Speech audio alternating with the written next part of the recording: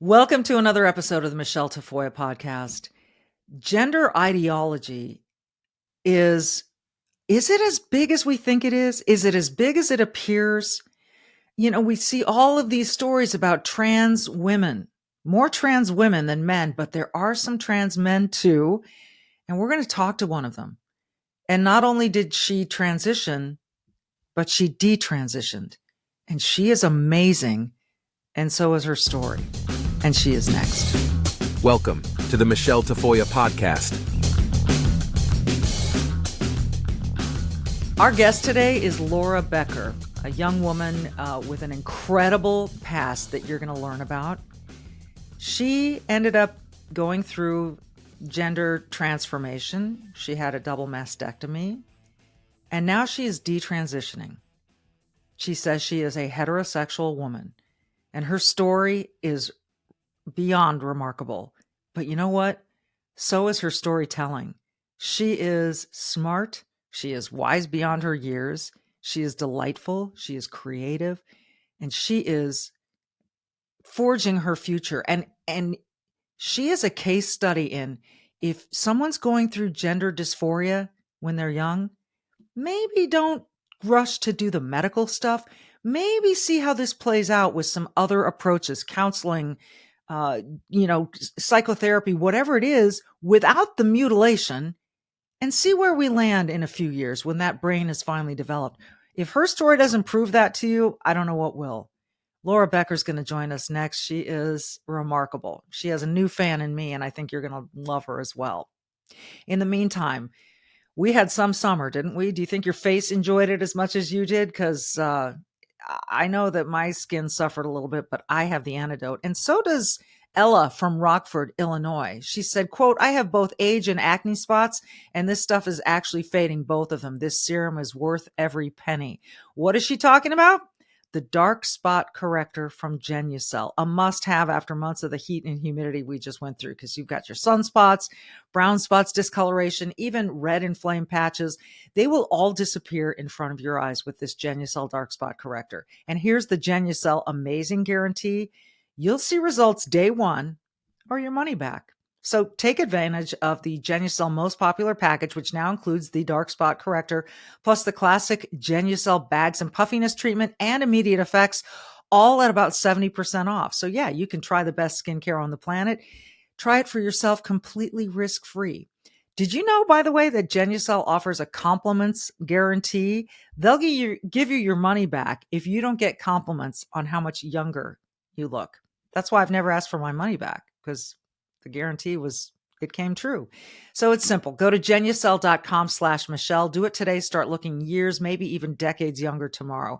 Genucel.com/Michele with one L. Say goodbye to the dark and liver spots, the bags and puffiness under the eyes, the crow's feet at Genucel.com/Michele. GENUCEL.com/Michele with one L. You'll see results day one, and you'll get compliments everywhere you go. That's a guarantee. Genucel.com/Michele. Genucel.com/Michele. Next, a detransitioner's story that is beyond remarkable. You're going to want to hear this. Stay tuned.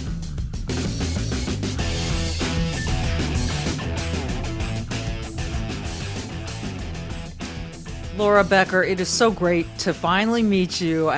Welcome to the podcast. You did something really cool just a few days ago. You released a self-portrait, which we are going to show our audience here because it is brave, it is beautiful, it is bold. Why don't you tell us about the portrait and why you decided to release it now? Yeah, so I detransitioned actually several years ago. It's been maybe 4 or 5 years now. And so I've been doing a lot of healing, a lot of therapy, a lot of art to try and process everything. And I'm still processing it, but I feel like now is the time when I feel confident to be able to do something this vulnerable, because it is a self-portrait of my naked torso from about here up. And it's revealing my mastectomy scars from the transgender surgery and the nipple grafts. And, you know, it's something that's taken me a long time to to come to grips with that this is the reality of my body, that this is the damage that's done. It will never look like a normal female body. It will never be sort of that pristine natural beauty that it once was. And so I wanted to do a self-portrait showing that to the world, because there's never been a self-portrait of this sort of type. There's definitely been a lot of mastectomy portraits with, feminism and things, but this was revealing the medical malpractice and the medical damage that was done by the transgender affirmation movement. Yeah. And so I put gold leaf over the scars, Right. as a form of the Japanese art of kintsugi, which is the repairing of pottery. When it breaks, they seal it with gold to show that it's part of its history and it's still beautiful. So that's my way to try and, show that I've come to a place of acceptance with my body, and it still works. It's still my home. I still live in my body, and I need to move forward with what I can. That symbolism is beautiful. And it's so nice to hear you say that you are confident and that you are comfortable and that you've come to this place of acceptance. How difficult of a journey has that been to come to accept where you are now, what your body looks like after, as you suggest, there was medical malpractice done? What's that process been like for you? I mean, to be frank, it's been a hellish process. I do view things in a pretty intense manner, in a poetic manner, and I really do feel like I've gone to hell and back many, many times. But I'm under the belief that we need to be in hell. If we're going to be there, we have to make the most, look around what got us here, what energy can we get from here, and what energy can we leave. So it has been a grueling process. A lot of crying, a lot of shaking, a lot of venting, and asking the universe, asking God, why, and all these different sorts of things that everyone goes through with different trauma. But then also being public and also having this be a political issue, a social issue of the time. I didn't ever think I would grow up to be in a like a medical scandal, but I'm just rolling with it now. The timing is something, and I kind of believe that you are a voice, a person who is going to be extremely valuable in this whole discussion that we're having, and it is an odd discussion. So let's go back to how you got to this point of transitioning in the first place. What do you think took you to that medical decision? Well, I grew up as a gender nonconforming child. I was a tomboy. At age 11, I was diagnosed as having an endocrine disorder, polycystic ovary syndrome, which has an elevated level of testosterone. I was also diagnosed on the autism spectrum when I was 11. And so I was just kind of a little eccentric, a little quirky, and it was manageable up until around puberty. But around puberty, the hormonal dysregulation started kicking in, and there were severe symptoms of depression, anxiety, social issues with peers. I was very lonely and isolated. And then exacerbated by that, there was also parental abuse in the home. And I developed complex PTSD from that. Of course, I wasn't aware of that when I was then a teenager in high school. And I was finding out about gender ideology and gender identity on Tumblr, on social media, and even in my high school gay straight alliance club. And so I basically had an identity crisis that, I had many other maladaptive coping mechanisms, substance abuse, toxic relationships, overeating, that are common for trauma.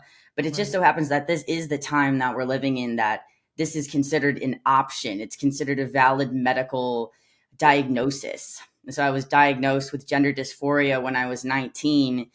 And I thought that having surgery and taking hormones and, adopting this male lifestyle would be the way to cure my depression. And I was suicidal. So I was desperate to have some kind of relief.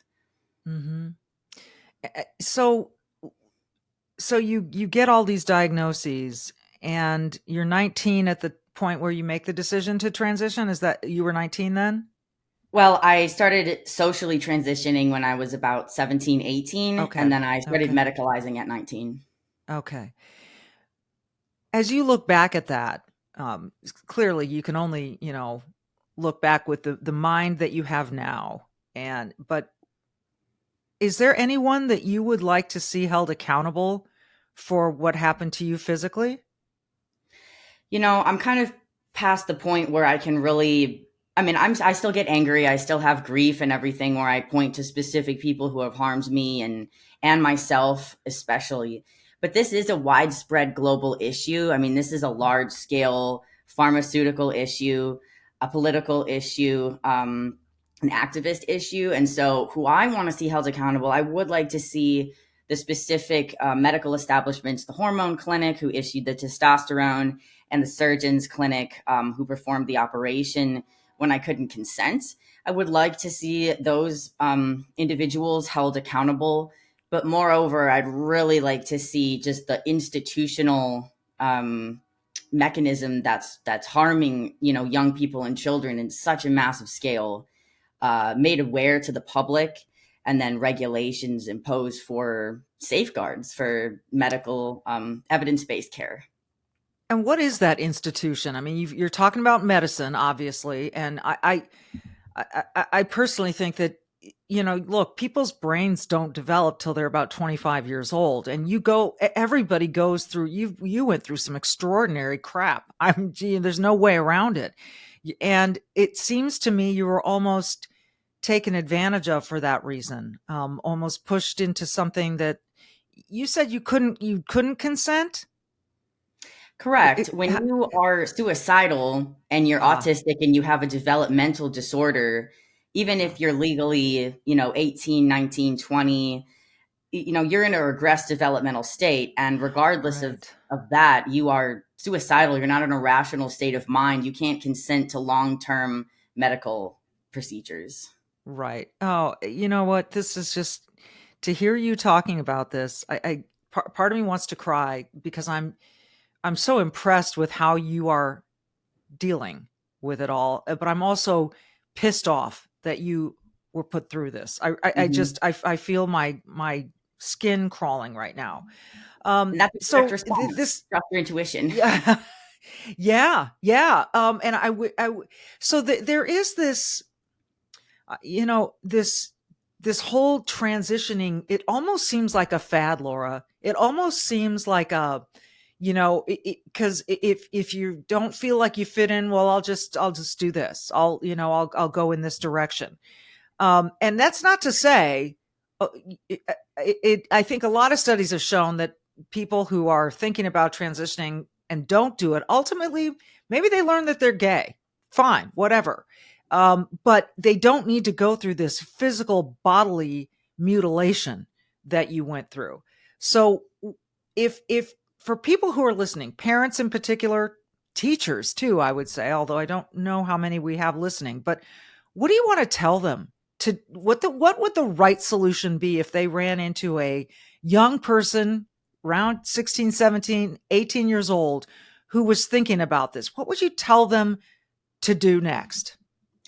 Well, what I want people to most understand is that while there is a social contagion going on and it's a peer influence and it's online and it's angsty young people who tend to be kind of annoying and emotionally volatile getting into this, we can't blame them because it is a large scale lie. We're being sold a lie by the media, by politicians, and by the medical industrial complex. Because doctors, academics, they're writing these medical procedures and standards of care that aren't evidence based. There is not strong research to show that transitioning a minor is going to be effective to them. As you stated, there's peer reviewed studies over a long period of time that replicate the same findings that gender nonconforming children who are uncomfortable in their bodies tend to grow up to be gay or lesbian, or they just come to accept it. I'm heterosexual. And a lot of the children that are being indoctrinated into this belief system are heterosexual. It's a lot Mhm. different than in the 80s and 90s in the gay liberation movement, where trans people were cross-dressing and different things like that. That is different than what's happening today, where K through 12 schools and universities are indoctrinating students to believe that sex doesn't matter, that bodies don't matter, that we're not trusting our intuition and knowing what a male or female is, and that getting these procedures is just a form of transcendence. It's just a form of self-expression, like getting a tattoo. It's not like getting a tattoo. It is intervening with healthy bodily processes that can affect you for the rest of your life.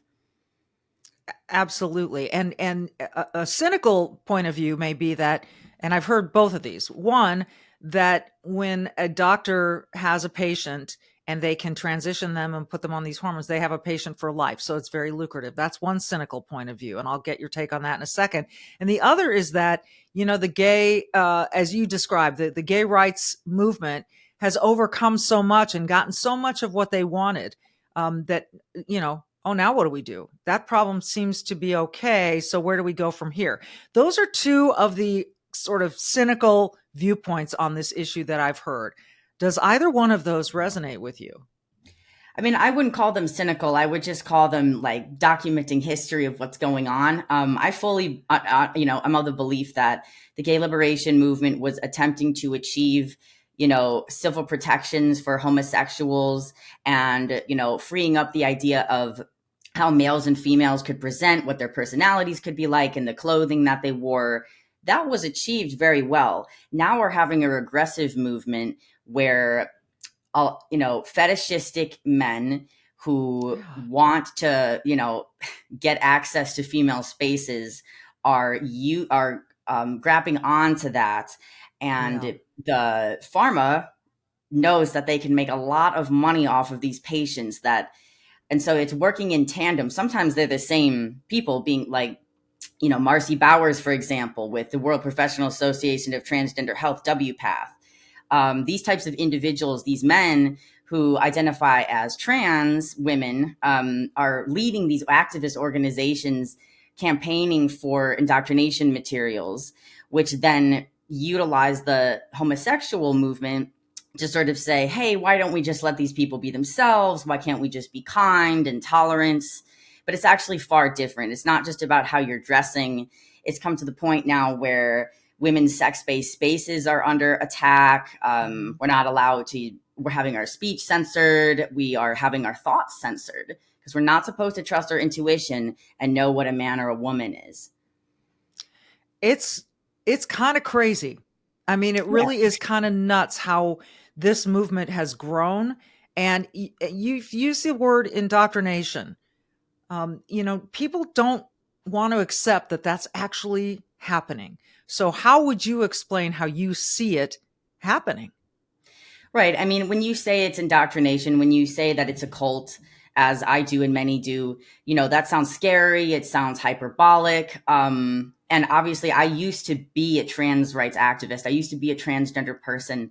I've come to now understand that I was sold a lie, that I was sold an illusion, and that there is a, kind of a pseudo scientific spiritual belief that a lot of individuals hold, that there is some kind of gender identity internal and that needs to be freed, that needs to be liberated. And there's no shortage of religious, spiritual cults that indoctrinate the most vulnerable in society, the people who are on the fringes, the people who feel alienated, the people with trauma, and children. If you can get children to medicalize their bodies, go on puberty suppressing drugs, and stay in an infantilized state, you have to wonder, why are adults advocating for that? Because if they want to advocate for healthy adults over the age of 25 making cosmetic decisions to their bodies, that is one situation. But why are adults then going after children? You have to wonder, what are their sexual motivations? Which is, it's very difficult to talk about that, but if you use your intuition. See, that's the thing. You've put this emphasis on intuition and common sense and just accepting what you know to be real rather than, people telling you, oh, don't believe what you see. It's, it's like, right. Wait a minute. I mean, that is so I would love to know how you came to this realization that you were heterosexual and that was what you wanted to pursue after all you had been through. Well, I always knew that I was into men for better or worse. But in terms of, accepting myself as a female and feeling comfortable with, just the different dynamics that men and women are different and it can be a struggle to connect. Really what happened for me, why I detransitioned was that I was diagnosed in a formal psychological evaluation with post-traumatic stress disorder. And I started reading online about women who had trauma from childhood abuse and who had internalized misogyny against their bodies, and felt alienated because of their womanhood, like autistic women. And then I found a small group of detransitioned women online. Everyone had trauma. Everyone was gender nonconforming. We all had hairy legs and we all had mastectomy scars. And it was just crazy to see, like, I'm not the only one. And there's actually a lot of women like me, and we're all being targeted. And so accepting that it was trauma, that, as I said before, the transition fantasy was a maladaptive coping mechanism similar to escaping with drugs or alcohol. Right. And so I pursued that as an attempt to cope with the PTSD that was going on and the self-hate from the abuse. And so when you realized all of this, was it a gradual realization or did it hit you like a ton of bricks? I mean, it was gradual. I think it happened over the course of, 3 to 6 months. This would have been in 2019. And I just started researching PTSD because, like, you never think, like, when you think of PTSD, you think of like a Vietnam vet, like an older man, Yeah. right? You don't think of trauma that's occurring from, domestic abuse or psychological abuse.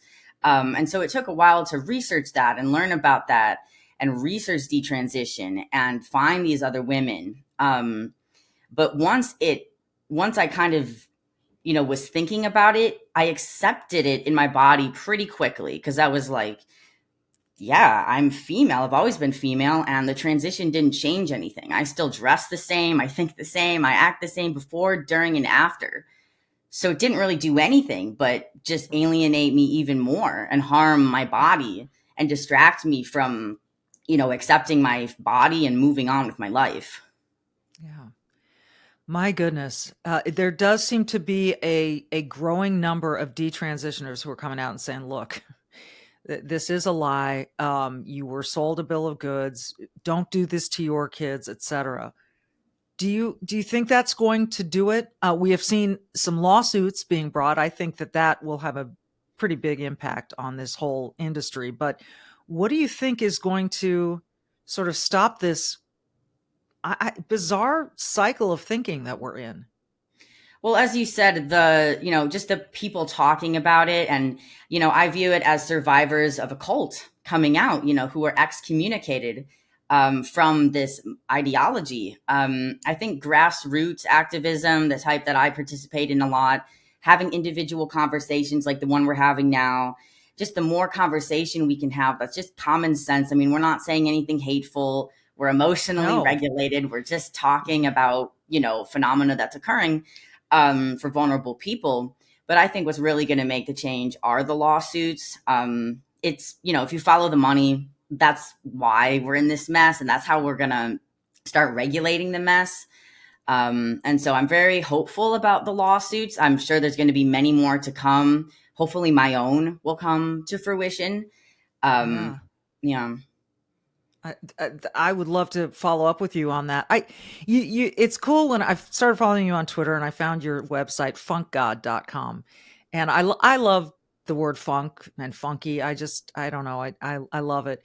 Tell us about this and what it means to you, this whole funk god in little boutique business that you have. Right. So I have an online store called the Funk God Emporium where I sell kind of based shirts and hats and wall art, but also just the funky stuff, colorful, funkadelic, retro type things. What funk means to me is the term funky can be used in a positive or negative sense. You can say, oh, something's really funky, in the musical sense, like it's groovy, it's hip, it's cool, it's authentic, it's free, it's invigorating. And or you can also say, oh, I'm in a really bad funk, or like, oh, that's funky, like that's off, you know? Yeah. So I started Yeah. realizing like it's like almost like a yin and yang, like Taoist thing. It's like the duality of the good funks and the bad funks. And I was like, I'm really funky in both ways. Like I have all this trauma, I have all the crazy bad funks, and then I have this really good stuff. I'm an artist, I'm a writer, I have a sense of humor. And There you so I go. started latching on to that as kind of this idea of the funk god philosophy. And now it's become my shtick. So I love it. I love it. I don't know how willing you are to go here, but I wonder about how you relate to people now, and not only people in this small group of women that you found that have gone through the same PTSD that you have and are now detransitioning, but also with men. I mean, you just told me you're heterosexual. How hopeful are you for what lies ahead in your life as far as relationships go? that's a good question. If anyone reads my Twitter, it goes back and forth. Yeah. I'm sure you've seen that. Yes. I'm a hopeless romantic. I am a very passionate person, and I've matured, and I'm now 26, and I really, I have very, specific goals about having a very healthy marriage and a family and being a mother and a homemaker, and my values have really matured and come to fruition. In terms of the practicality of that, I'm in a similar position to a lot of, Gen Z people, where it is hard to meet people. Like I'm out of college. I have also this really interesting niche of a body and a life and awareness of trauma and awareness of healing that, is many people tell me wise beyond my years. I'll let them say Yeah. that, not me. But, so I'll it's say it. difficult. Thank you. See, so now I can say, yes, I'm an old soul. But I'm still, in this, you know, I think a lot about the fertility, and my fertility is Right. intact. It's fine, but it's Oh, just good. difficult, being this age where you're growing and expanding so much, but Yeah. you are at a different pace than some of your peers. And it is hard to find young men that have sort of, gone into the depths of hell, but then come out. A lot of people go into hell. Yeah. Not everyone comes out. So Yeah. I struggle to be hopeful, in all honesty, about, finding another funk god, as I like to say. But the more people I meet, I'm seeing the world is so much bigger, so much more vast. I'm developing a lot of really, genuine connections with amazing people, from all walks of life.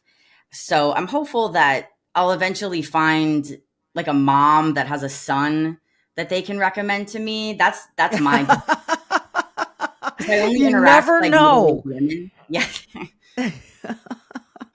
You never know. Look, I hear a lot of both sides coming out of you right now, the hopeful Yeah. and the optimistic, but also the tentative and and I will tell you, it's not that different from where I was at your age. You're still a very young woman, and I'm going to just hope along with you, because you are smart, you are wise beyond your years, you're creative, you're clearly empathetic and loving and passionate and creative. You are so many things.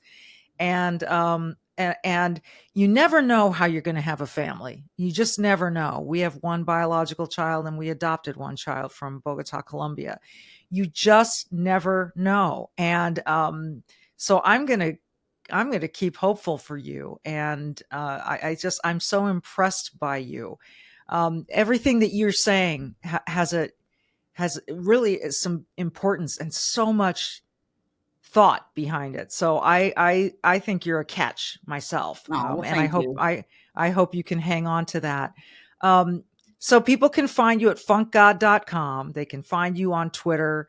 Uh, I guess I'd give you the final word on this whole thing. When you see um, things like you talked about, like to me, it's injustice in sports right now, where biological men are taking opportunities away from biological women.